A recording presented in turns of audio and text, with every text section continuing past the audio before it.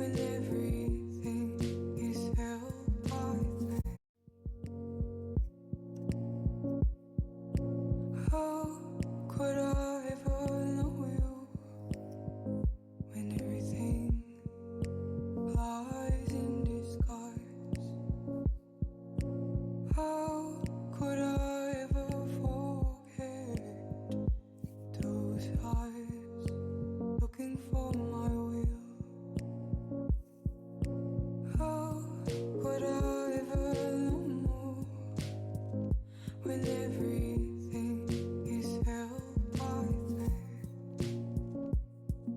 And how could I ever feel you once again without losing my mind?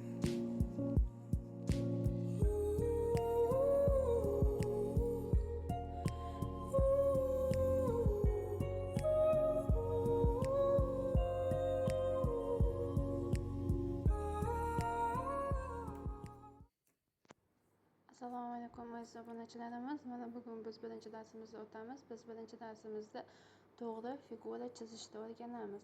Bizning dizaynerlikda o'rganishimizda asosiy muhimi bu to'g'ri figura chiza olish. Birinchi navbatda to'g'ri figura chiza olsak, keyin boshqa figuralarni chizishni ham o'rganamiz. Biz A4 formatda chizamiz. Ya'ni listga. Uni tepadan 2 sm, pastdan 2 sm qoldiramiz va 10 ta 2,5 sm bo'lakka bo'lamiz. Undan avval esa qog'ozimizning o'rtasidan chiziq tortamiz. Biz eskiz chizayotganimizda birinchi navbatda bosh qismini chizib olamiz, keyin bo'yin va yelkalarga o'tadi. Ikkinchi bo'lib olgan bo'lagimiz, ya'ni 2,5 sm yarmigacha bo'yin keladi va yelka boshlanadi.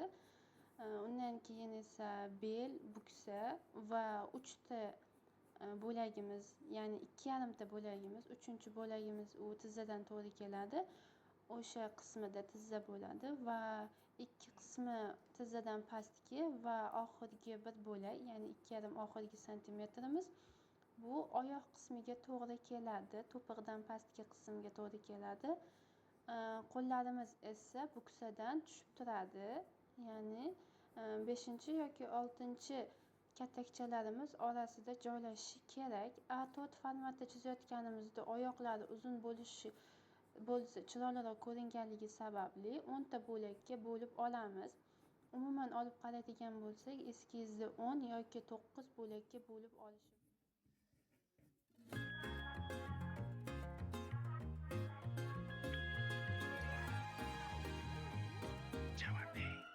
너와 있을 땐 내게 신기한 변화가 있는데 자꾸 미소 짓게 돼